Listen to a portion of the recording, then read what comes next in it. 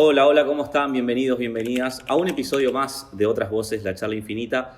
En este caso, en Buenos Aires, para una edición especial con Néstor y con Daniel. Ya lo vamos a presentar como corresponde, ya lo puede ver en cámara. Pero antes quiero hacer unos pequeños agradecimientos y comentarios. Agradecer profundamente a todo el equipo de producción de Otras Voces y de Media Club. Agradecer también especialmente a vos, Juli, y a Karen, que nos están haciendo el aguante, que es un montón, con todo el tema técnico de las cámaras. Agradecer a Pedro Lacour, que también nos acompañó en todo este proceso, en los contactos y para acercarnos a nosotros. Agradecer, hay mucha gente que agradecer y hay que hacerlo, a Franco Ciganda, a Rodrigo Obregón y a Marcos Villamayor por el acompañamiento también a la distancia.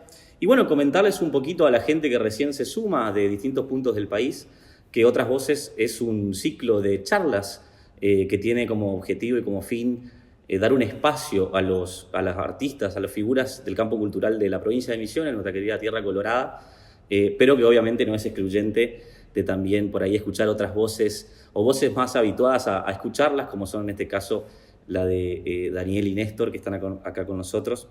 Ahora sí, Néstor, Daniel, muchísimas gracias por su tiempo, por estar acá y bienvenidos a Otras Voces. Un gusto. No, gracias por la invitación. Bueno, hoy, como dijimos, vamos a hacer un especial del Papa Francisco, así que nos vamos a centrar un poco en eso. Néstor maneja, no sé si maneja, es líder de una organización, si está bien así decirlo, de Factor Francisco. Maneja es un verbo de muchas connotaciones, pero... Perfecto, ok. Y se ocupa de eso. Se ocupa de eso, entre otras cosas. Y obviamente Daniel, pintor, escritor también, Daniel. No, pintor. Pintor. Y a veces me ocupo de alguna escritura. Ok, muy bien. Ahí están las presentaciones correspondientes. Bueno, estamos acá en Nueva Tierra, un espacio que tengo entendido, estuve leyendo en esto la nota que sacaron, bueno, escribieron ambos en Revista Bache. Me equivoco por separado. En Revista Bache. Sí. Y vi que comentabas un poquito de Nueva Tierra, este espacio que estamos acá filmando. Sí. Tengo entendido que nace como un espacio en la vuelta a la democracia, pero que ya funcionaba un poco antes en lo que fue la etapa de la dictadura. Es una vuelta por muchas cosas, sí. Porque previo a la dictadura había una revista que se llamaba Tierra Nueva. Ahí está. Hecha por cristianos comprometidos con distintos sectores latinoamericanos, comprometidos políticamente, con el peronismo, sí. Con sectores más de izquierda. Y cuando se reencontraron después de la dictadura, dieron vuelta el nombre y le pusieron Nueva Tierra. Nueva Tierra. Así que es una vuelta en muchos sentidos. ¿Y la revista de qué trataba en ese momento? Y la revista era una revista, para que te des una idea, el primer número era Iglesia y Democracia. Trataba de hacer presente en tiempos más aciagos también de la Iglesia argentina, las corrientes más vinculadas a la teología latinoamericana, la teología del pueblo, la teología de la liberación. Y tratar de hacer algo que está otra vez, ¿no? Bastante presente ahora, las intersecciones entre religión y sociedad. Eso era. Pero también siempre funcionó como un espacio de encuentro, de comunidad. Sí, de muchísima gente. Y eso sigue hasta el día de hoy. Sigue siendo de distintas maneras, ahora todo está más virtualizado, pero durante muchos años armamos encuentros muy grandes de gente haciendo reflexión teológica de base, Biblia, formación política. Eso hemos tratado de hacer. Bueno, genial. Bueno, mira, me interesa charlar un poquito de lo que hacen en Factor Francisco. Tengo varias cositas anotadas. De hecho, lo habíamos hablado un par de veces por WhatsApp, Néstor. Me parece esto un gran laburo que hacen a partir desde el Instagram de Factor Francisco, de trabajar quizás todo lo que sea el discurso. Viste, muchas veces hemos charlado, como me decías, es interesante, si se quiere, criticar el discurso de Francisco, quizás en la mirada que lo da Barthes, que es poner en crisis, no repetir quizás discurso de manera estereotipada, ¿no? Si se quiere. Me interesaría empezar por ahí el tema de la comunicación y el discurso que laburan desde Factor Francisco. Sí, ahora se lo puede ver más, sobre todo en Instagram, porque estamos en todas las redes, en TikTok. Ahí está. Están en TikTok, en Instagram. En Instagram, en X y en Facebook. Para que lo puedan seguir. Pero originalmente no estábamos, claro, porque eso también está bueno verlo, porque los últimos años, sea el papado de Francisco, sea un periodo un poco más corto, que es el que nosotros empezamos a trabajar, la comunicación cambió de una manera abismal, tremenda, abismal. ¿no es cierto? Y entonces, en el primer momento éramos sobre todo, y seguimos teniendo un muy lindo portal, porque era un portal.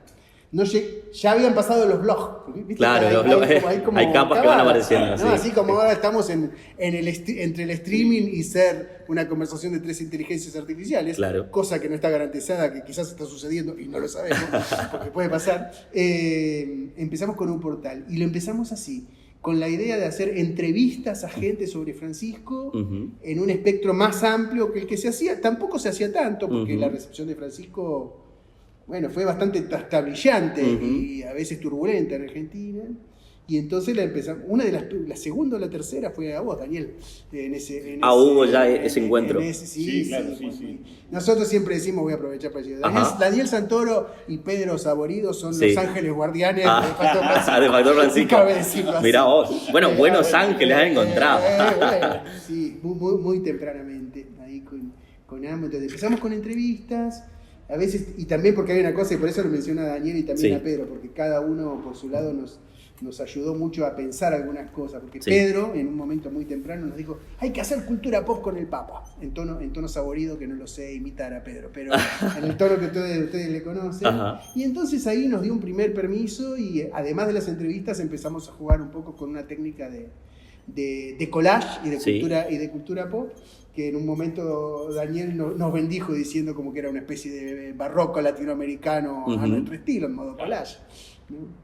Y entonces hicimos ahí un esfuerzo en la palabra, en los textos, en las interlocuciones y en las imágenes. Mi manera de plantearlo así era me parece que vuelve a valer la pena en este momento donde otra vez la figura de Francisco, dado el año de su muerte, aparece, ¿no? Francisco había dicho, hagan lío. Yo lo decía así en muchas charlas cuando me invitaban a cosas o de política o social o de iglesia. Yo le decía, Francisco nos pidió que hagamos lío. Y nosotros hicimos pesebre viviente. Es un lío módico. ¿No? Claro. Está bien, es lindo, pero hagamos un lío, este era mi criterio. Sí. Que eventualmente le pueda molestar a él. ¿No? O sea, como para que sea un lío, porque aparte creo, y podría afirmarlo fuerte, que es lo que quería, conociéndole un poco. Después capaz que te bajaba la caña, si le molestaba mucho. Pero, pero cuestionar la propia autoría, si se quiere. No sé si cuestionar, poner en crisis. Jugar un poco más. La consigna que todavía está en nuestro Instagram, en el portal, era retrucamos las preguntas que el Papa argentino les hace a los argentinos. Esa era nuestra. Y sigue siendo. Y bueno, lo fuimos haciendo, creció mucho, hablamos con mucha gente, aprendimos mucho, vino la pandemia. Antes de la pandemia, en 2019, le escribimos diciéndole que lo queríamos ir a ver. Y para sorpresa nuestra nos dijo que sí. Listo, y tuvieron que ir. Y ahí estuvimos en septiembre de 2019, una hora larga con él. Era el tiempo donde se cronometraban las reuniones con Francisco. Así que estábamos bien, rankeábamos tipo Cristina, rankeábamos bien en nuestro coeficiente pontificio.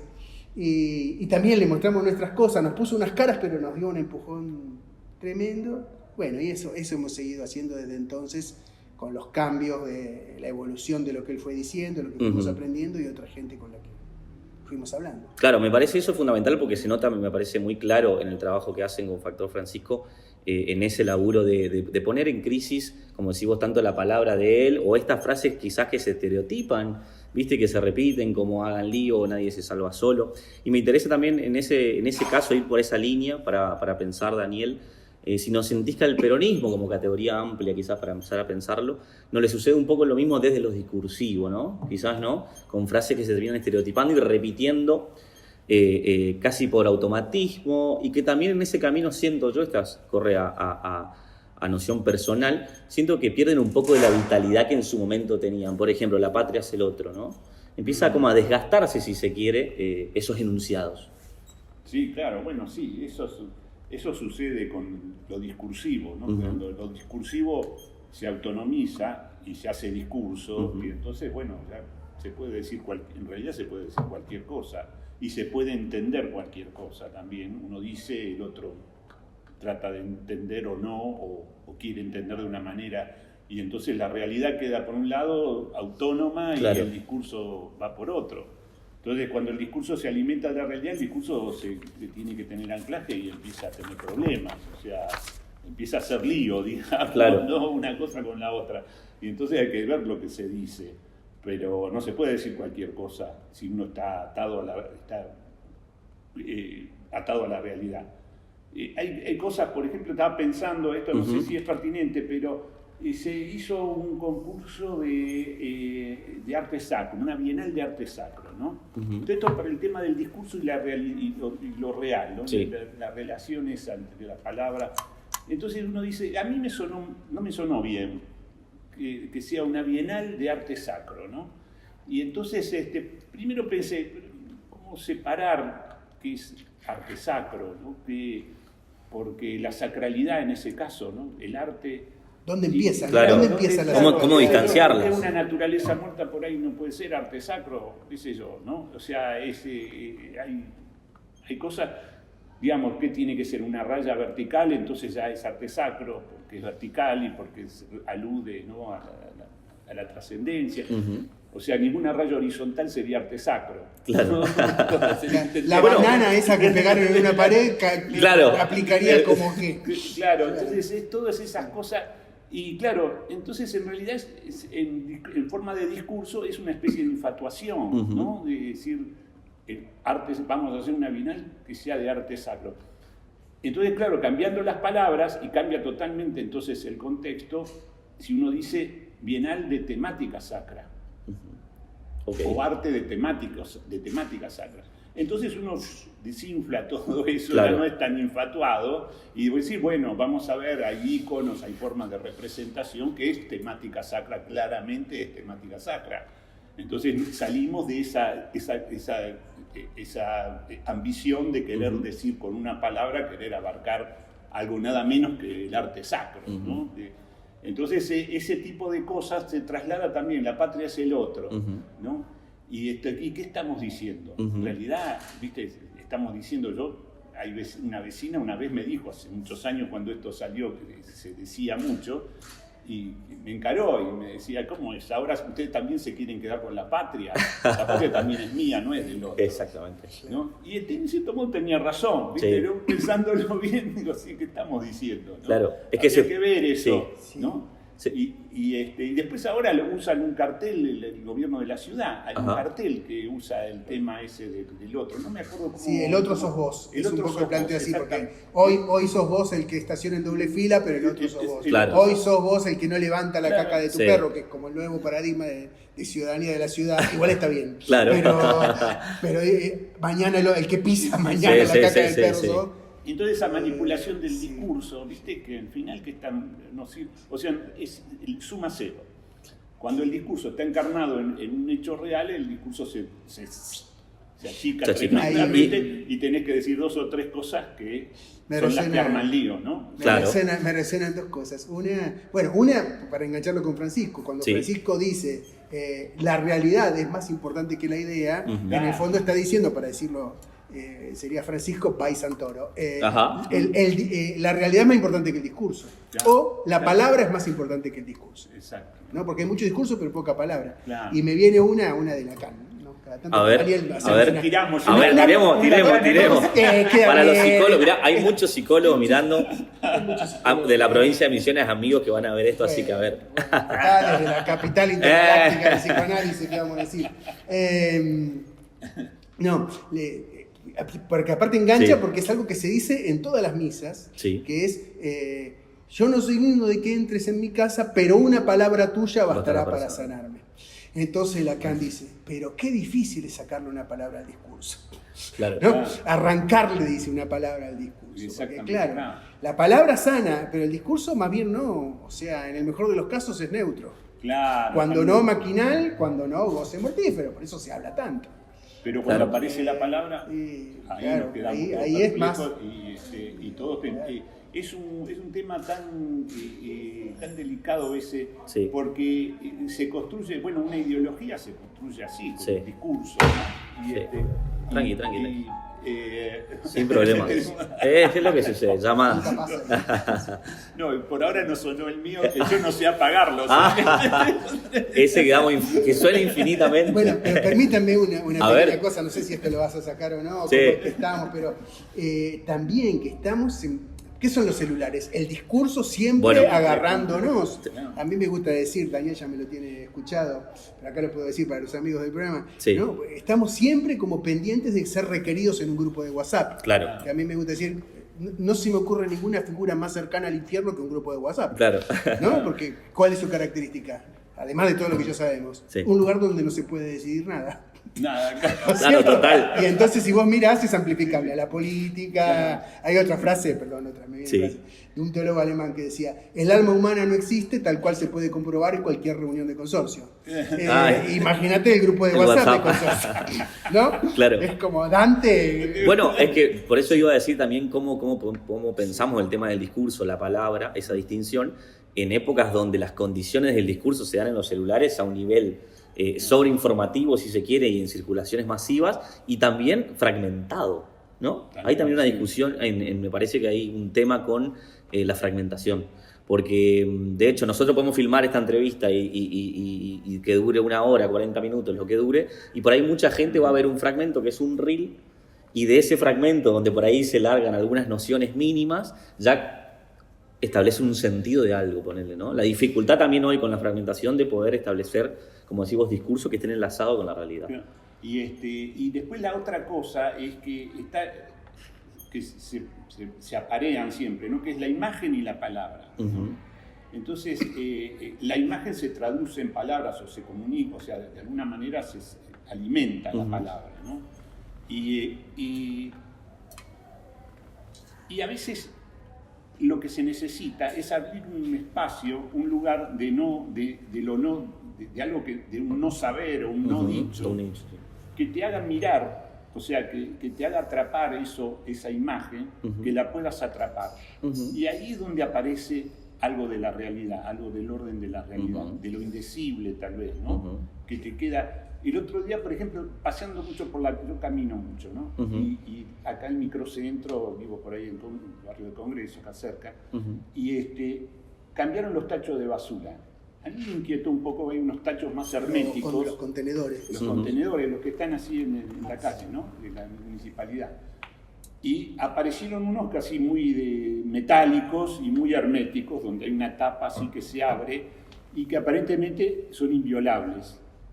Para evitar que los cartoneros se metan. Se metan o Sí. que empiecen a sacar las cosas y revisar un poco la basura, ¿no? Entonces, claro, y yo me quedo mirando, hay muchos en mi casa, alrededor de mi casa está lleno de cartoneros y cantidades, ¿no? Porque más o menos se concentran todos en torno a la Plaza de Congreso, porque también ahí reciben comida, a veces en las tardes, y circula mucho. Y cambiaron, algunos tachos los cambiaron y otros no. Y entonces se establecen disputas y demás. Pero con el tiempo, a lo largo de estos meses que sucedió eso, empezaron a ingresar a los tachos de basura estos aparentemente inviolables, que parece que no... Encontraron la forma. Encontraron la forma, que es una tapa muy pesada de metal, que se abre así y tiene una especie de L, o sea que... Vos dejás el tacho de basura y cuando se cierra cae la basura adentro. O sea, aparentemente no hay acceso desde afuera a la basura. Ajá. Y veo salir y entrar gente adentro, o sea, se ponen en posición fetal dentro del coso Sí.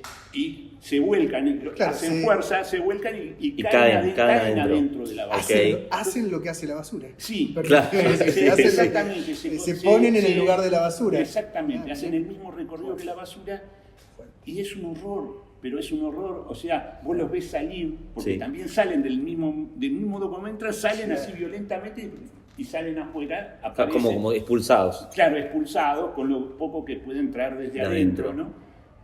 Claro, es una imagen fuertísima. Literalmente caen de cabeza dentro de la basura, están ahí en semipenumbra, por otro lado no pueden ver bien, o sea que lo que antes hacían desde afuera, con cierta comodidad, me suena sin saber, eventualmente no pudiendo salir. Claro, con la posibilidad de no salir. No, salen, ¿viste? Porque tienen, o sea, aparte son varios, ¿viste? Se asisten. Pero digo, es tremendo la condición, aparte salen absolutamente... Sí, me imagino. ¿Te imaginás? Sí. Es el horror eso. Y se adaptaron a eso, o sea, han avanzado por ese tobogán, digamos, de la miseria y perder la dignidad, y sin embargo se adaptaron perfectamente y ahora tenés una calidad de cartoneros terrible, ¿viste? Totalmente pegoteados o sea, olor, o sea, una pérdida de dignidad tremenda. Y todo esto está sucediendo ahí, o sea, es un horror. O sea, no hay un comentario respecto a los tachos. Al contrario, los vecinos piensan que son mejor, que está mejor el tacho de basura metálico y aparentemente inviolable. Para hacer el link de cómo estamos respecto al tema Francisco decía no a la cultura del descarte, pero ahora ni el descarte. Ni el descarte. O sea, no queremos dar ni la basura. Claro. Es tremendo. Es tremendo. Es fuerte, y esos son impactos visuales. Que no hay palabras, o sea, no hay un discurso de eso. No hay palabras para eso. ¿Viste? No importa eso. Y lo estás viendo al cartonero totalmente degradado, pero hasta la última, o sea, convertido en basura. Realmente convertido en basura también. Literalmente. Claro, hay algo no dicho que no tiene palabra, pero que se expresa como una imagen fuertísima. ¿No? Una degradación así, qué sé yo, no sé qué. Entonces, claro, uno puede decir, bueno, vuelta a hacer una comisión de pedir vuelta del tacho de basura clásico, tradicional. Claro. No sé, pero viste, claro, pero es muy difícil porque la palabra no está teniendo un efecto, un anclaje ahí sobre la realidad, ¿no? Viste, la realidad se va sola. Uno podría decir, Daniel, ahí que la imagen se consume pero no provoca ninguna palabra. O sea, lo contrario de lo indecible, que es bueno que esté, pero al mismo tiempo la imagen se transforma en una cosa que te captura porque te agarra, pero no, es así. No hay palabra alguna para... Y uno tiene, claro, como hay tantas mediaciones técnicas, digamos, de que vos lo ves, de pronto ves desaparecer al tipo. Estaba ahí, ¿viste? Vas caminando por la vereda y desaparece el tipo. ¿Y dónde carajo está dentro? ¿Viste? Claro. Y entonces todas esas son circunstancias que te suceden, ¿viste? Y que no se verbalizan. No hay... Y está yendo, o sea, tal vez la humanidad se está convirtiendo un poco en este tipo, pues son soluciones, o sea, la técnica nos está llevando a cierta miseria existencial que todavía no estamos dándonos cuenta, ¿no? Creo que el diseño, uno podría decir, para el caso que vos decís, ¿no? El diseño de la máquina contenedor nos lleva a una cosa maravillosa, lisa. Claro, porque no lo ves porque son... Claro, ¿no? Pulida, pulida, digo. No, porque son más compactos. Sí. Hay una estética también. Vos sabés que se me dio una resonancia. Gustavo Germano tiene un proyecto de fotografías que se llama Ausencias, que es un proyecto en homenaje al 24 de marzo, los desaparecidos, que es muy conocido el proyecto. Me comuniqué con él hace un tiempo y es interesante en relación a esto que planteás de dejar espacio para lo no dicho. Nosotros estábamos para hacer un evento allá en Misiones sobre la fecha. Y cuando le pregunto si había la posibilidad de reproducir las imágenes, pegarlas en realidad, no queríamos reproducir, queríamos pegarlas en la pared como una especie de museo para que la gente pueda entrar. Y le digo, la idea es también poner una especie de museo con tus imágenes y agregarle textos. Y él me plantea y me dice que el proyecto estaba cerrado y que justamente la idea del proyecto es no agregarle palabra. Con esta idea, ¿no? Que la imagen capture. Y el proyecto lo tiene trabajado él. Una familia o lo que sea completo. Y la segunda foto es con la misma foto, en una copia, digamos, una reproducción de la foto completa con la ausencia, ¿no? Claro. Pero él proponía la idea de dejar el espacio a la ausencia de la palabra. Perdóname. No complementarlo, si se quiere, si es que se complementa. Sí. Perdóname, porque me perdí en el medio de la charla. Quería llegar a este punto, que es lo más terrible de todo. Yo tengo el taller, una parte del taller abajo y... bueno, entró una rata hace unos días atrás. Una rata que andaba por ahí, ¿viste? Bueno, finalmente, después de muchos... La encontraron, la pudimos matar. Digamos, la atraparon. La matamos, ¿no? Una rata grande. El otro día el Papa León mató un mosquito en África, en público. Me imagino los escándalos de Laudato Si, el nombre de Laudato Si. Daniel Santoro mató una rata, que se sepa. Bueno, que se sepa. Qué cosa. Claro, entonces teníamos la rata muerta ahí. La pusimos dentro de una bolsa de basura y la tiramos al tacho de basura. Y estaba esta circunstancia que habíamos hablado, ¿no? Porque nos llamaba tanto la atención ahí de que, ¿viste? De pronto sí, ve sí. salir gente de dentro del tacho de basura, ¿viste? Así literalmente. Sí, o sea, sí, no hay sí, nadie, de pronto sale alguien del... Claro, la conexión que hiciste fue la rata con la persona. Claro, que y eso entonces después les dio no, cosas. Claro. No, Ok. fue toda una discusión. Claro. Dice, vamos a tirar la rata ahí adentro. Claro. Y el tipo se va a encontrar, que Con se la rata por ahí muerta, revisa en la sí. oscuridad, ¿viste? Claro. Con una rata muerta. Sí. Sí, sí, sí. Y entonces la dejamos afuera. Sí. La dejamos afuera del tacho de basura, la dejamos en la bolsita ahí. ¿Qué es eso? No sé. Claro, ¿qué hacemos con eso? Son esos dilemas éticos de la vida cotidiana Sí, pero que te con das suerte cuenta que te das es cuenta, demencial, pero en es general demencial. es demencial tener que pensar eso. Claro. O sea, porque lo que está ahí en juego es cuál es el lugar de la basura. Claro, o sea, ¿Cuál es el lugar de la le basura? estamos y dando quién la está? misma jerarquía. El lugar de la rata, el lugar del cartonero, no, Sí. ¿viste? Bueno, la dejamos la rata afuera. ¿Qué es Sí. eso? Sí, sí, sí, Es una sí, sí. solución. Bueno, y ahí creo que se lo puede pensar, por supuesto, a Francisco, ¿no? Un papa dio que hablaba de la desigualdad, de la pobreza, de estas cuestiones de deshumanización total. Sí, lo que a mí me parece es que en la línea de lo que dice Sí. Daniel, que lo dice con algo muy, Sí, concreto. muy pequeño, pero excesivamente concreto, Sí. o sea, que te concierne, Sí. porque eso es como, una cosa es ponerse una pancarta de la Sí. cultura del descarte, pero Claro. después hay una distancia entre decir no a la cultura del descarte y después capaz que Daniel es una excepción porque lo estuviste pensando, pero en Claro. general la gente La tira. gente tira Sí, la sí, rata sí, muerta. Porque sí, sí, después sí, de todo se Entonces, supone que es para Que es para eso. eso, sí, sí, sí, ¿no? total. ¿Qué me parece a mí respecto a Francisco? En el sentido de que cuando él ha hablado de los descartados o los pobres o los Ujú. excluidos, para mí hay que hacer un esfuerzo de, está bien, tomarlo como es, pero no agarrarlo en términos meramente sociológicos. No es un problema ni de tasa de pobreza, ni de inclusión, ni siquiera, voy a decir una barbaridad que está mal. Ujú. Por Dígala. lo menos lo aviso. Ni siquiera quedarse en tierra, techo y trabajo. Lo cual, por supuesto, todo hay que hacerlo, pero lo que está en juego no es ni siquiera un problema de pobreza sociológica o por ingresos o calidad de vida o derechos. Ujú. Lo que está en juego, el tema es qué es un hombre, qué es un humano, ¿no? Ujú. Ese es el desafío que hay viendo el final del papado de Francisco, agarrarlo desde ahí. Ujú. No es nada más como ayudamos a los pobres y hacemos barrios populares, hay que hacerlo todo. Ujú. Lo que digo es que el punto donde Francisco, no sé si él llegó, pero apuntó hacia acá, es saber esto que le acaba de pasar a Daniel con la basura y con los argentinos de su barrio, o de, ¿no? Claro, un hecho de la Porque cotidianidad eso es lo que genera pasa eso. acá y en la guerra. Claro. O sea, a todas las escalas está pasando eso. Ujú. Acá y en la guerra, pasa con distintas máquinas, con el contenedor, con la inteligencia artificial, ¿no? O sea, y cuando Daniel dice, vos decías, Daniel, la técnica, bueno, ¿cuál es el lugar del ser humano? Claro, en todo esto. En el mundo que hemos creado, Ujú. ¿no? En ese sentido yo digo, no alcanza con decir que Francisco propone un humanismo, me parece a mí, no alcanza. Y tampoco agregarle integral. Ojalá alcanzara, mi impresión es que no alcanza, porque estamos otra vez en un lugar ahí donde Claro, coincide o sea, no sabemos, viste, es como la pregunta de Primo Levi, si esto es un hombre, ¿no? O sea, ¿no? ¿Qué es ser humano? ¿En qué lugar está? Todo el tema de los Terian, que estuvo tan en circulación en el tiempo. Y bueno, ahí la frontera entre el hombre y el animal es medio lo mismo, ¿no? Entre el hombre y las bestias aparece medio carnavalescamente. Claro. Pero lo que está abajo es eso. De un lado tenemos el problema del hombre y la máquina, del otro tenemos el hombre y la basura, del otro lado tenemos el hombre y el animal, del otro lado tenemos el hombre y el cosmos, ¿no? O sea, ¿viste? Vuelve a estar el tema de los viajes espaciales, bueno, ¿dónde estamos?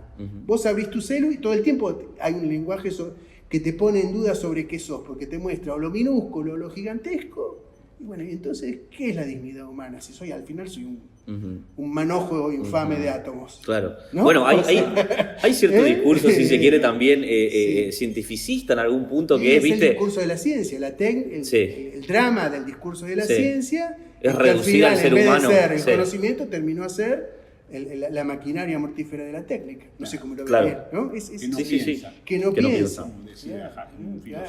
Claro. Y también es cierto que me parece que en ese camino, viste, que también se desplaza un poco, si se quiere, a una especie de autoayuda donde, bueno, ¿y para qué te vas a preocupar si vos sos una molécula en el mundo y Bueno, que es pasás, el tema del discurso de digamos, la ciencia. Y está, o sea, que nos deshumaniza llega, también, No ¿no? nos llega porque nos viene a hablar, a badrilear. Nos llega porque es lo que nos dice todo el tiempo TikTok. Claro. Claro. Los influencers, o sea, Sí. hemos pasado de que nos hable Heidegger a Claro. que nos hablen los influencers. Claro. Y que la aspiración esté puesta ahí también, ¿eh? Y está puesto. En algún punto. Sí, sí. Obviamente no en una totalidad, pero digo, una aspiración hay. Lo mismo ahora con la guerra, la bomba atómica, ¿viste? Estamos todos ahí en un momento como de...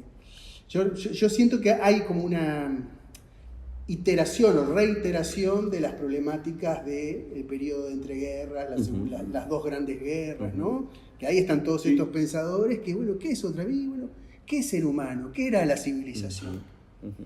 ¿No? ¿Quién tiene permitido? ¿A quién está permitido matar? ¿No? Bueno, y yo creo que... Es esa, sí. Bueno, ¿qué es un humano? Porque al final, a mí me gusta definir lo religioso así. Ajá. Religioso, hable de religión o no, es aquello que define quién es matable y quién no. Ese es mi criterio. Ok. ¿No? Y bueno, hoy la técnica tiene función religiosa, porque Claro. el discurso, la técnica, la inteligencia artificial, la guerra, etcétera, decide quién es matable y quién no. O con eso se decide, y bueno, ahí estamos. Y no solamente genera, me parece, o llega a ese extremo, sino también creo que toca o produce otros efectos, que lo hemos charlado otras veces también, Néstor, que esta idea que vos planteás me parece muy bien, la idea de agotamiento también, ¿no? Si bien la idea de pensar en el ser humano y las extremidades de la muerte y la vida, también genera ese agotamiento que vos lo planteás muy bien, que es algo está agotado porque se llenó, se vació, son diferentes acepciones, ¿no? Porque se cansó.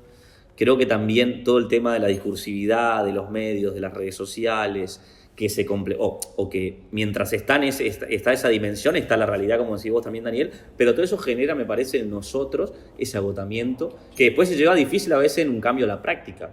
Porque como decís vos, Daniel lo piensa, pero otro está agotado y se deja llevar por la realidad y tira la rata en el mismo container yo donde también estoy entra. tranquilo porque lo piensa Daniel, y como Claro. lo piensa Daniel, lo doy por pensar. Lo damos por hecho. Lo damos por hecho. ¿Tiro la rata o no? Y bueno, que Pero- Daniel lo piense. Pero genera ese agotamiento, ¿no te parece? Sí. Que creo que lo trabajamos No, bien el ahí. tema, lo digo un poco en broma, pero Sí. claro, el tema es que hay un dilema, ¿no? Que uno tiene que volver a pensar, Sí. ¿no? Uno tiene que volver a pensarlo, no va de suyo o nada, eso es una gran cosa. Pero lo que iba a decir respecto a esto que planteaba sobre el tema de los agotamientos, los exhaustaciones, por decirlo con una palabra un poco más complicada, yo creo que para retomar las cosas que vos dijiste y las que solemos hablar con Daniel también, el cristianismo, el peronismo, el arte, y podríamos seguir. ¿Qué me parece a mí? Te lo pongo en clave, Francisco. O recomienza o está en el horno, ¿no? O sea, el pedido de Lío, para engancharlo con otro, es: no vale la pena estirar lo que hay que hacer algo con lo que hay, que va a generar lío, por lo tanto que va a generar costo, para volver a algo esencial que le dé sentido. Vos, Daniel, lo debes ver en el mundo del arte, etcétera, que todo se estira, se reproduce técnicamente, ¿no? Exactamente, sí.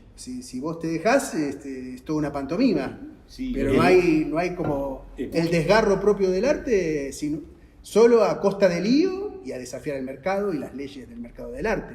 Sí, debes saber eso es perfecto. un tema que ha generado muchas discusiones internas, incluso en grupos donde yo participo y demás, profundas reflexiones, incluso que me parece que van a enriquecer de acá en más, por hechos, por ejemplo, como lo de la Bienal de Venecia, que son es el gran acontecimiento, ¿no? Cada 2 años está la Bienal de Venecia, que es como el tope de lo que pueda, el estado del arte, digamos, se ve ahí expresado.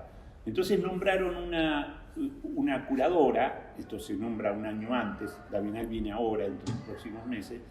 Hace más de un año se había nombrado ya la curadora, que es como, wow, es el pontífice, ¿viste? Ya todo el mundo espera ese nombre y todo empieza a girar en torno a la voluntad de esa designación, que aparece misteriosamente, ¿viste? Hay un comité ahí que nunca se sabe bien, que en general es gente que tiene mucha plata y algunos gente de influencia política, en fin, sale el nombre. Y salen los nombres, claro, siempre del orden de lo políticamente correcto, que generalmente las bienales van detrás de eso. Y entonces salió Hoyo no me acuerdo cuánto, ¿viste? Un apellido camerunés. Una negra camerunesa bien, ¿no? Bien plantada. Caracterizada. Así como, muy caracterizada, pero, claro, con ciudadanía suiza. O sea, Suiza camerunesa, podríamos pensar que reúne lo mejor de ambos mundos, digamos, ¿no? Por un lado el mundo africano, claro, el mundo étnico, digamos, que siempre despierta esas empatías, ¿no? Sí. Africanas y demás, y el mundo garantizado de la estabilidad política.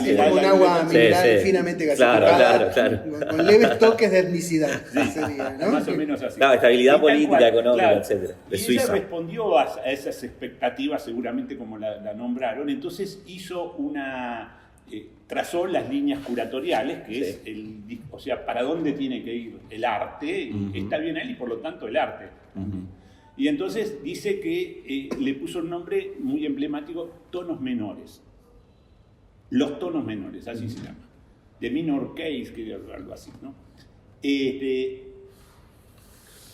Claro, entonces el mundo homologado del arte tomó eso como una directiva y empezaron las críticas. Digamos, ¿qué quiere decir los tonos menores? Ella hizo todo un despliegue de eso, diciendo que de ahora en más el arte debería fijarse en las pequeñísimas cosas, de abandonarse a los tonos menores como en la música, transportarlo al pensamiento y de ahí a la acción, y reparar en la... Hay algunas escritoras de esto que la apoyaban también, ¿no? Por ejemplo, alguna dice religarse con nuestros antepasados microbianos, bosquizarse, por ejemplo, volverse bosque, y religarse con nuestros... Eso sería parte, digamos, un discurso de ese tipo de curaduría, en esa clave, tonos menores. Quiere decir reparar en lo mínimo, ir a eso, ¿viste? A la molécula del bosque y demás, y desde ahí volvernos a reconstruirnos, digamos. Todo esto es una porquería que no sirve para nada. Entonces termina diciendo, rehuir el combate simbólico.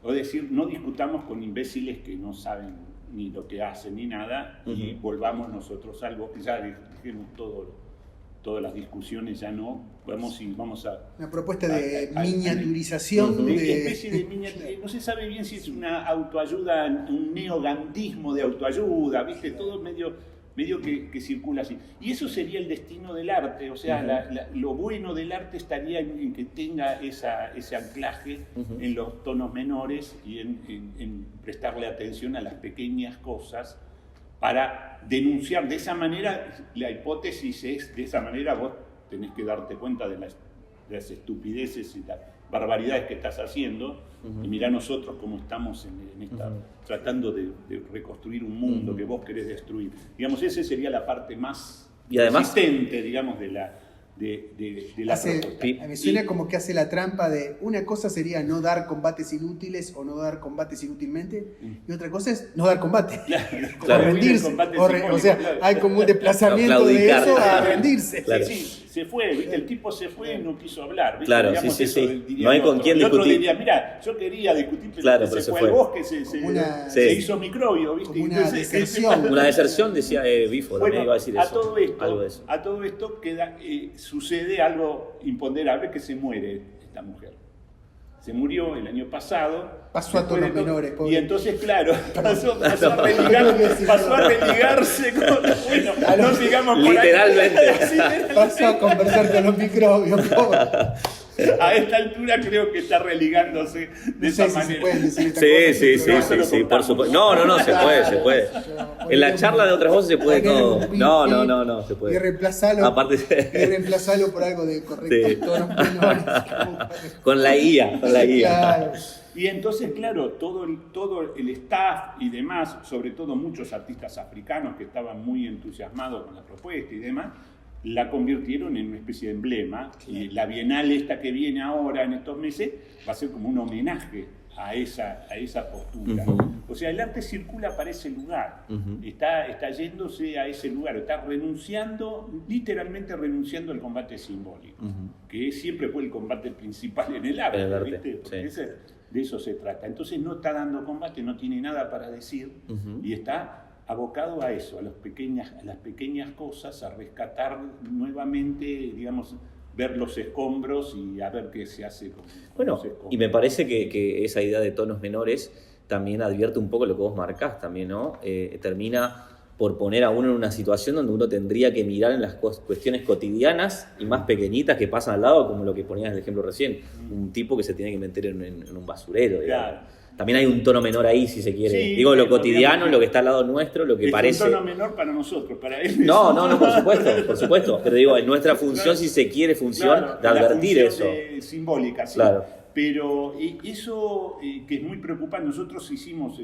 Yo participo de un grupo que se llama Estrella del Oriente, que hacemos discusiones, nos reunimos una vez por semana y discutimos estos temas y hacemos cosas, después un poco todo muy conceptual, pero hicimos un bando, digamos, rechazando absolutamente, está en Instagram, ¿no? Y rechazamos de plano esto, hicimos una crítica así muy furibunda contra esto y tuvimos una cantidad de adhesiones impresionantes. O sea, hay mucho malestar.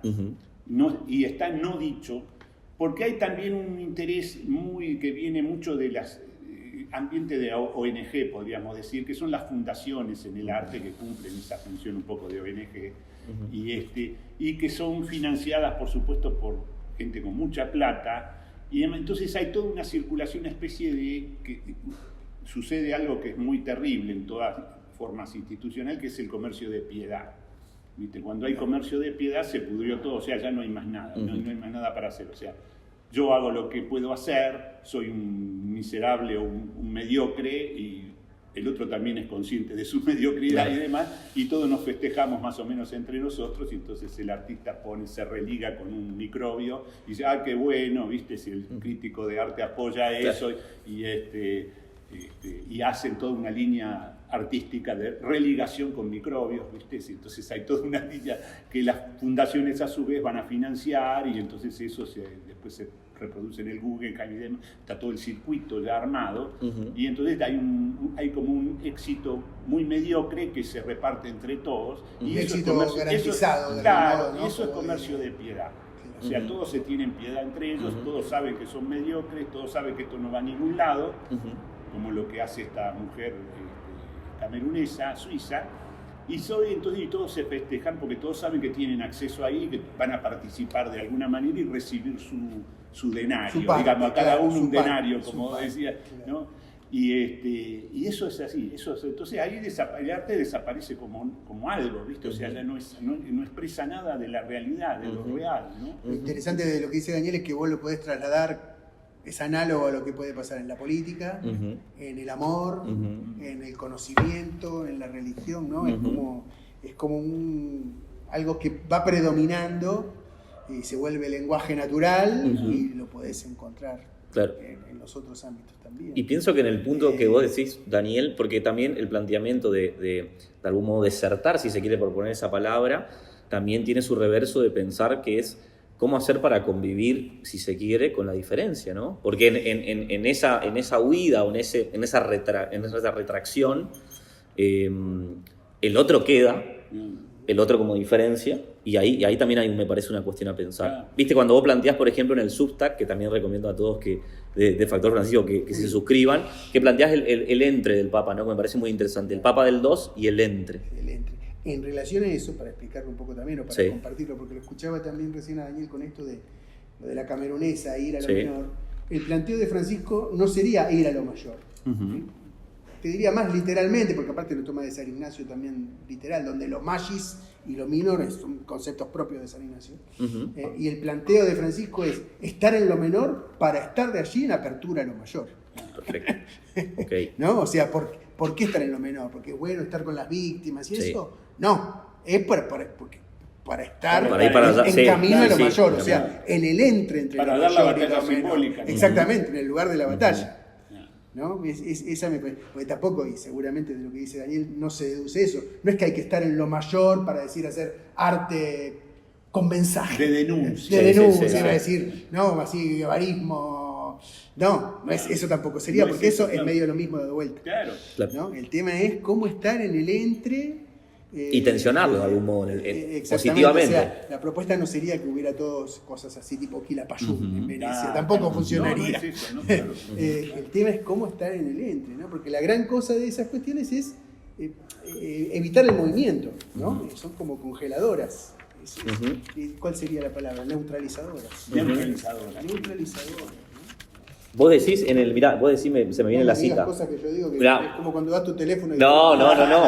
Pero va con lo que Sí. está diciendo, porque justo estaba leyendo eso. Las polarizaciones paralizantes pasan a ser conmovedoras e inquietantes. Claro, el tema ¿No? es, ahí me parece que hay que darle una vuelta, ¿viste? Hay que hacer una lectura a contrapelo. Yo creo que la polarización Sí. es mala, pero funciona como mala, digamos, así como se habla en el discurso político, porque viene a recubrir la tensión entre los polos que hay que vivir.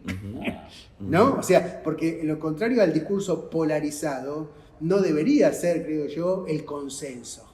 Que son también las lecturas, para mi gusto, un poco Sí. blandengues de cuando Francisco dice la cultura del encuentro. La cultura del encuentro en Francisco no es hacer un diagrama, como se llama, el de los 2 círculos, y te agarrás con lo que estás de acuerdo. Claro. Puede ser un poco el principio, pero la gracia de la cultura del encuentro de Francisco es que aparezca una tercera cosa. No es el promedio entre dos. Por lo menos así lo leo yo, habría que hablarlo con él, ahora ya no se puede. Claro. Pero hay una tendencia en cultura del encuentro es de que seamos todos buenos, querámonos. Sí, ¿no? una lógica de acuerdo, digamos. Socialdemocracia de los vínculos, y no es eso. ¿No? Entonces, ¿cómo vivir la tensión? Por eso ahí lo tomo otra vez de lo de Daniel. El tema no es solo menor o mayor. El tema es en tensión lo menor y lo mayor. Sí. Y en el arte me parece que es clarísimo que Y- cuando vos agarrás un cuadro tratás de mostrar la tensión, y aparte se podría agarrar perfectamente tus cuadros y las figuras y en tu abecedario de imágenes, lo mayor y lo menor ahí como caminando juntos. Y en ese sentido que vos nombrabas también, Daniel, el malestar, ¿no? Porque lo que está también a la vista es el malestar, el goce y la felicidad como categoría, si se quiere, pensando ya en el peronismo.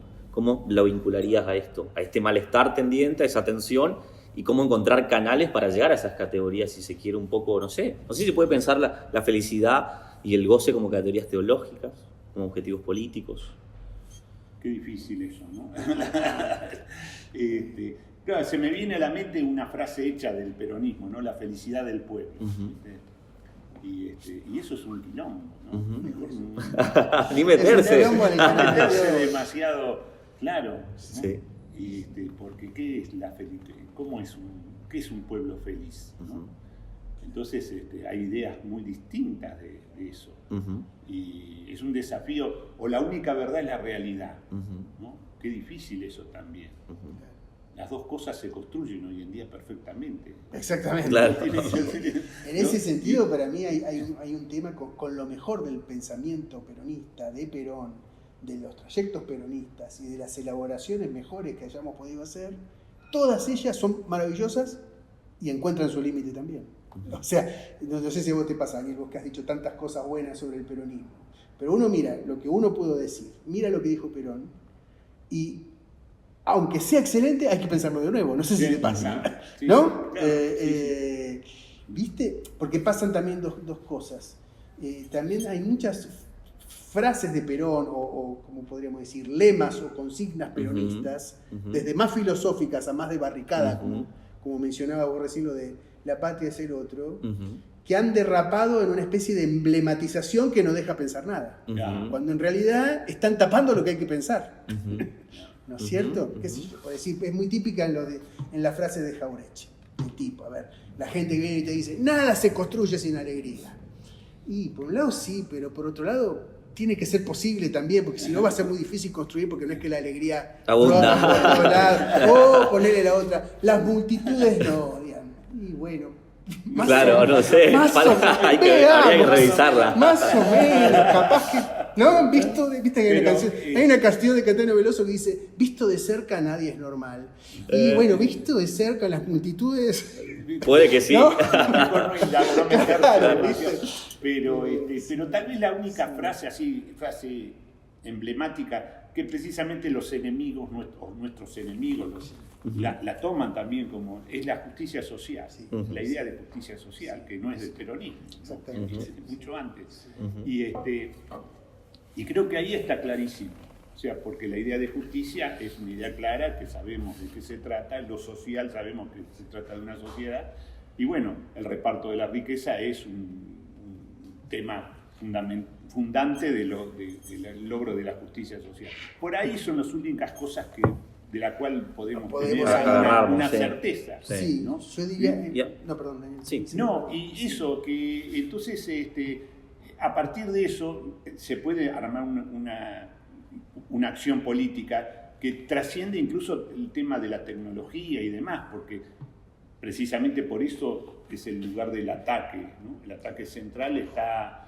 Y vos fíjate que, por ejemplo, en el 76, en la CGT, no sé, estuvimos, ¿te acordás ahí cuando estuvimos hablando? Ese mural, que es muy lindo, viste, que es muy sintético, que habla de los monopolios y de la felicidad del pueblo, precisamente, y que la frase que está en el medio, entre la idea monopólica de la concentración de la riqueza y la idea de un pueblo feliz, en esa columna que está la CGT, esto es de 1947 más o menos, es una frase que dice el logro de la justicia social en 1947 cuando se homologan los derechos del trabajador y demás, como que se había logrado ahí algo referente a la justicia, y dice justicia social. En el 76 vienen los milicos, no hacen nada, no hacen nada, pero lo único que hacen es tapar justicia social. Claro. Increíblemente, o sea, con una pintura gris pusieron ahí, porque la veían como una afrenta terrible. veían Ya en como el una 76 afrenta, los milicos, o sea, acá está la continuidad con el actual gobierno y demás.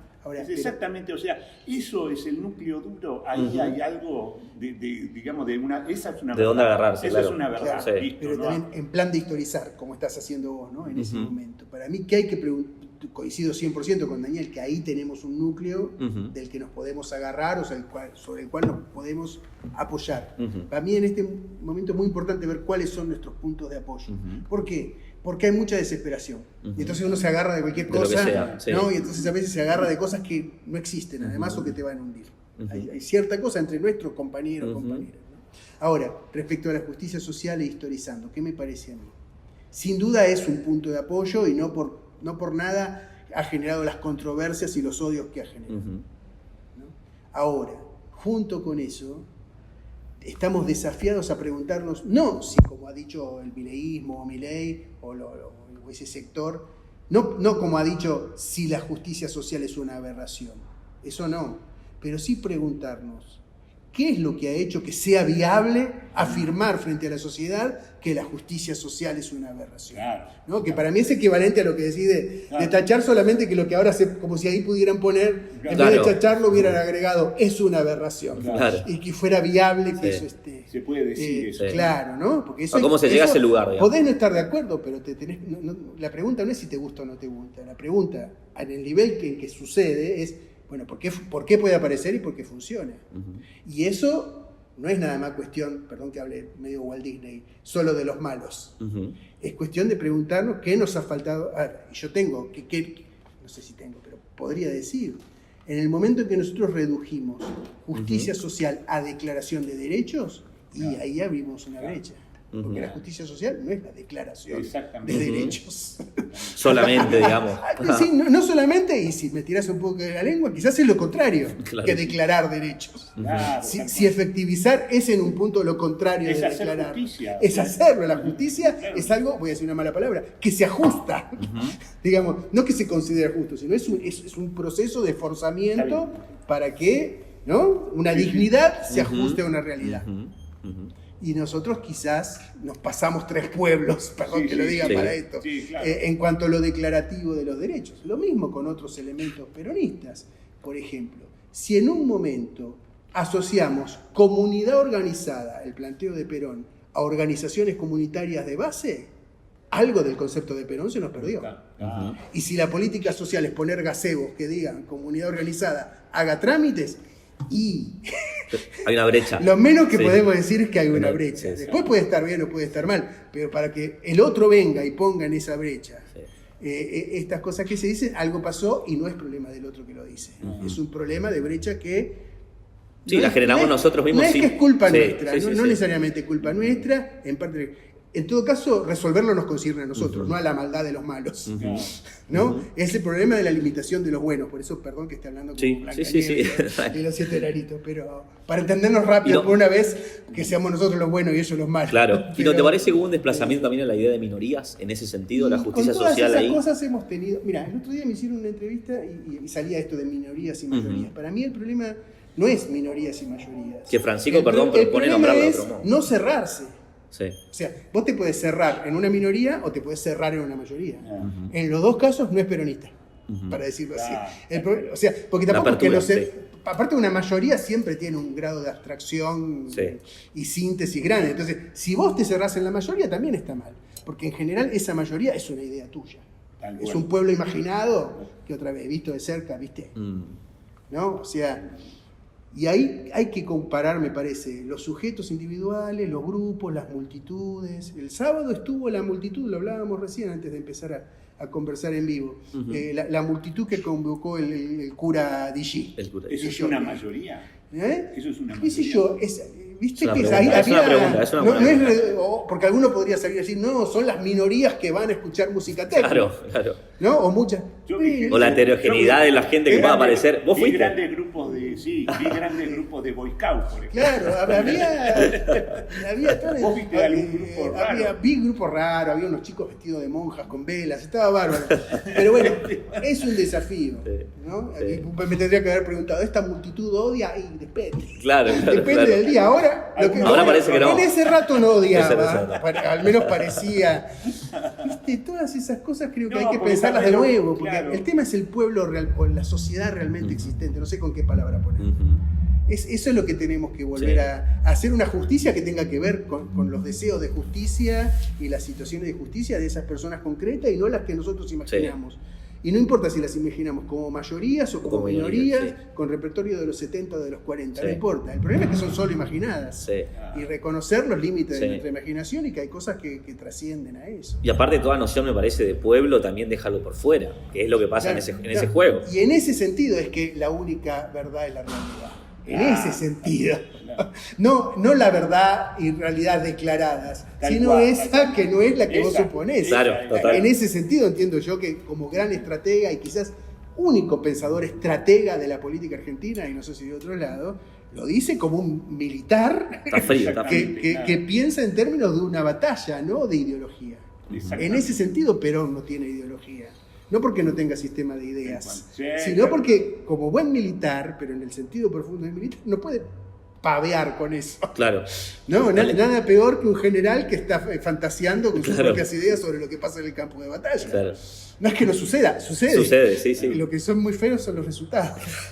No le queda otra que pensar, y por eso inevitablemente volverse ahí. Y advierte a terceros eso. Pero no para decir, la realidad no es lo que te analiza la UCA. Las estadísticas. Lo más tremendo, eso bueno, lo hemos hablado ya, ¿no?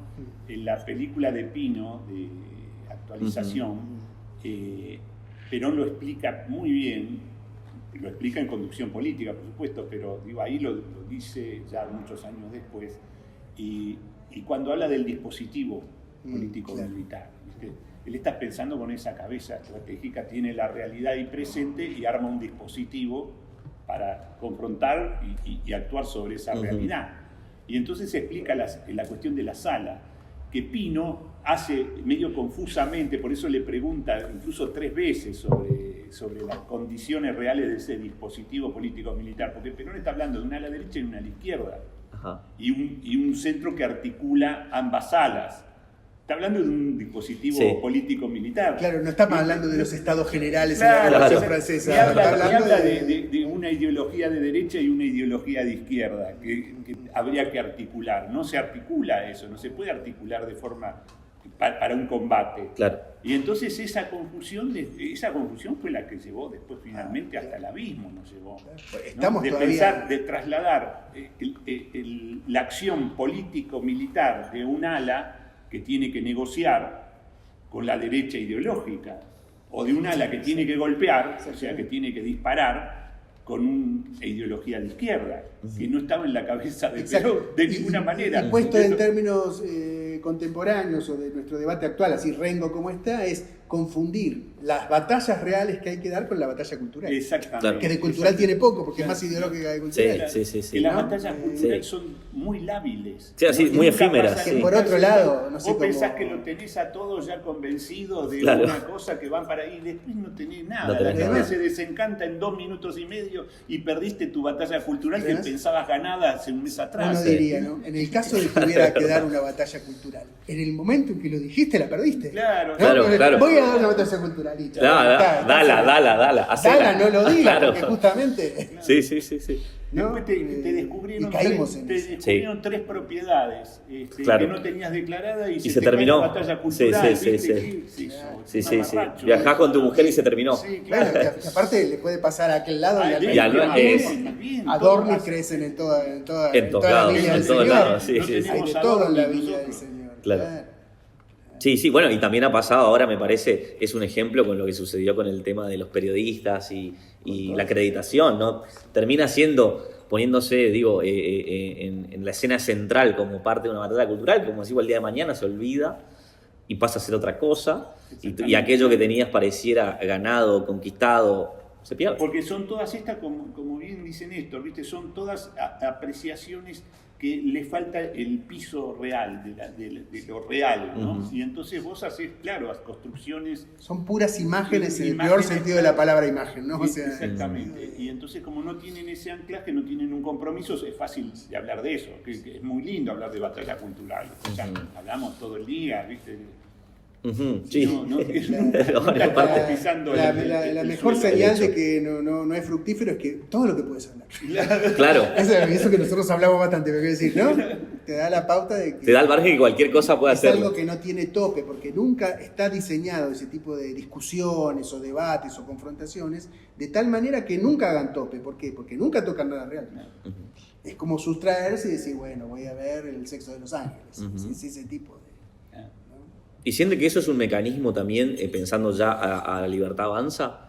¿Una forma de entablar una relación con la sociedad y la política? A ver, explícate un poquito más. Esto de establecer posibles batallas que se supone que son importantes y que en el fondo no tienen un anclaje, como decía, en lo real. Y que nosotros nos enganchamos y en ese camino lo real queda de lado. Para mí el paso que hay que dar respecto a hay que combatir a la libertad avanza, Uh-huh. pero hay que combatir a la libertad avanza real, no a la que nosotros Uh-huh. quisiéramos que fuera Claro. para que estuviera a la altura de nuestra Uh-huh. capacidad de dar combate. Uh-huh. A mí me parece que el fenómeno, no solo de Milei, la libertad avanza, el libertarianismo, como se llame, Uh-huh. y el mileísmo en sentido amplio, lo que pasa más de importante ahí para nosotros es que hay algo que no entra en lo que nosotros habíamos pensado. Uh-huh. Es algo histórico no en el sentido solemne de la palabra, sino Uh-huh. algo Sí, sí, de sí, lo sí, real sí. que se presenta.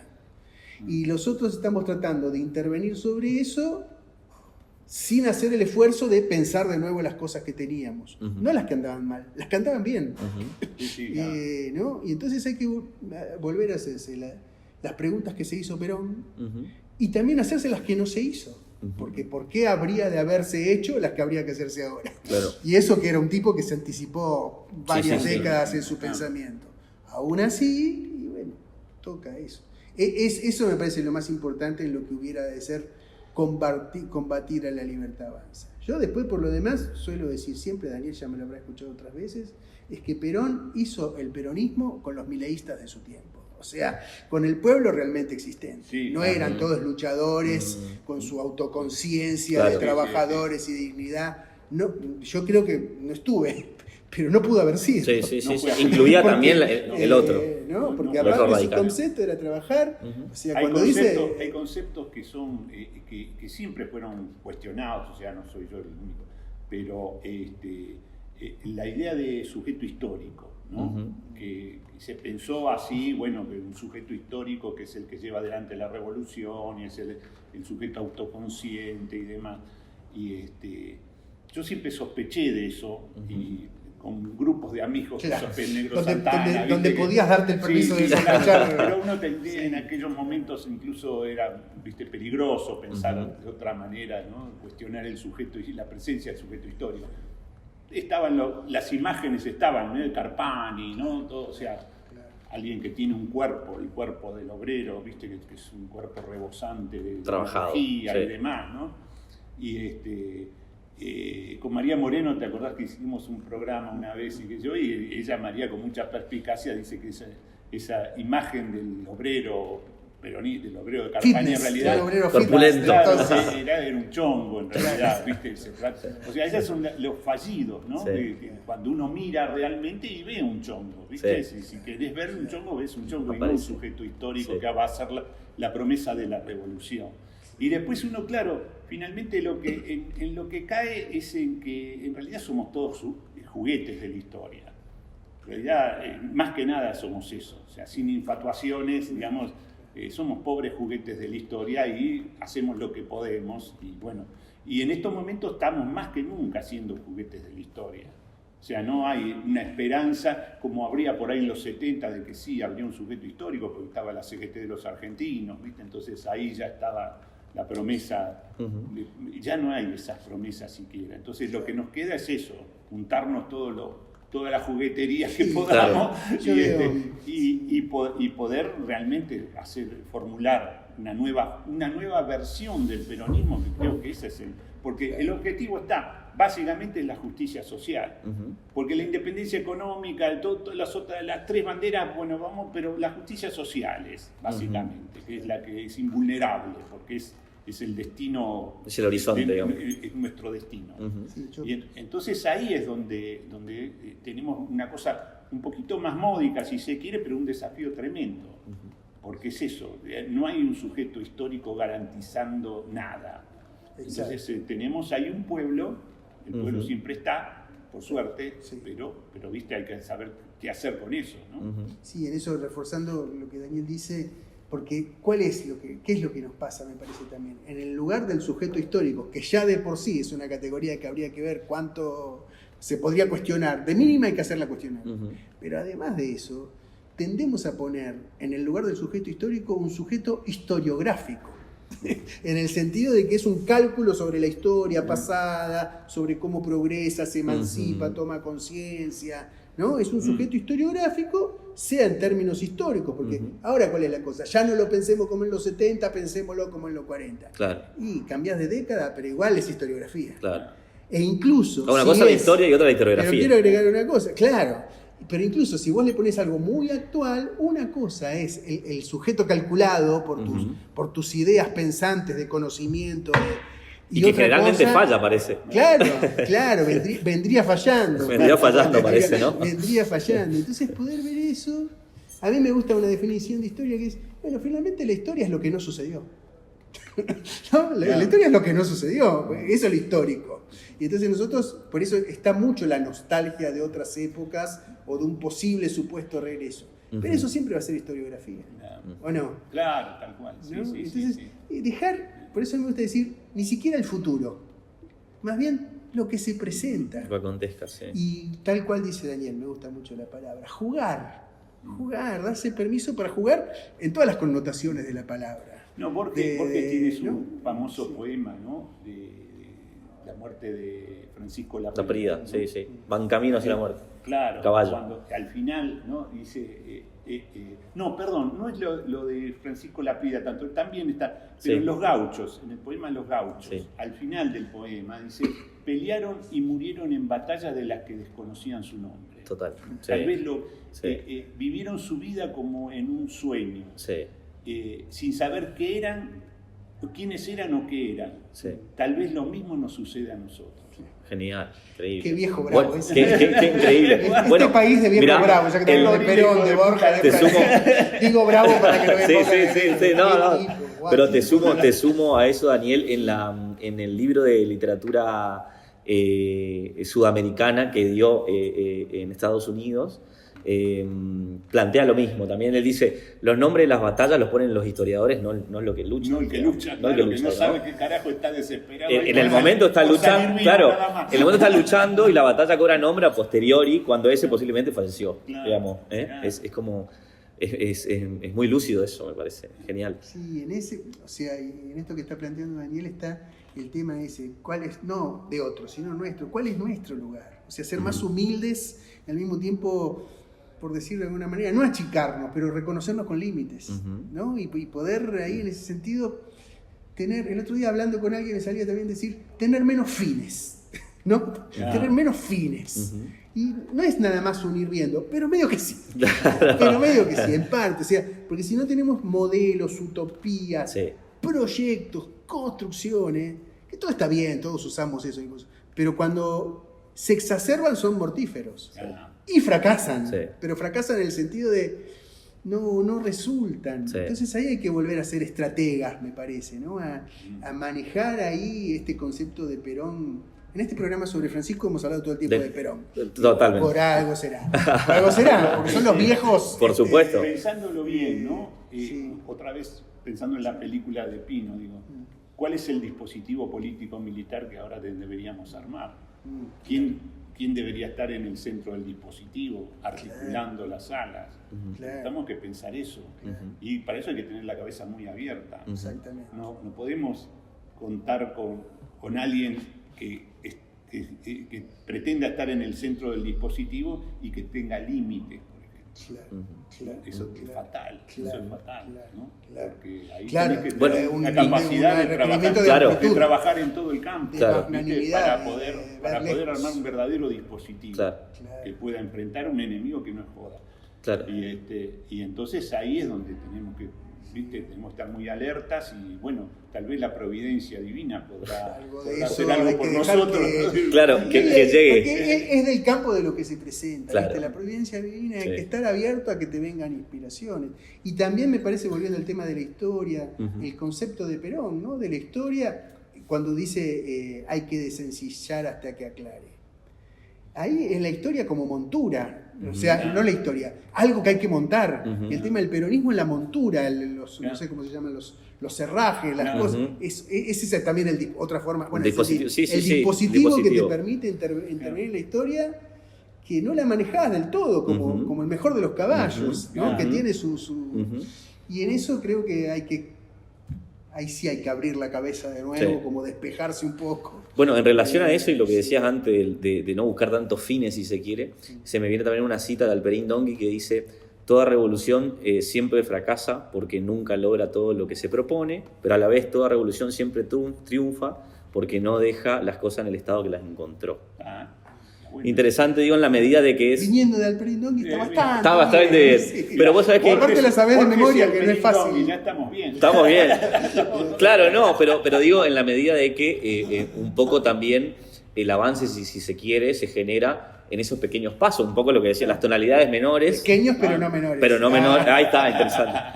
Va por ahí. Pero ¿cuál es la palabra ahí? No son ni pequeños ni grandes, son los pasos apropiados. Que sería la versión de ajustados al camino que podés hacer. Y en eso yo creo que, o sea, eso es una cosa que puede ser ambiciosa en este momento, no es resignada, ¿no? Dar todos los pasos que se puedan dar. En muchas cosas, creo yo, nuestra sociedad está por delante que nosotros. ¿No? La sociedad está, resolviendo como puede. Aparte, es así, ¿no? O sea, la reacción política siempre viene un poco después. Sí, se te desborda.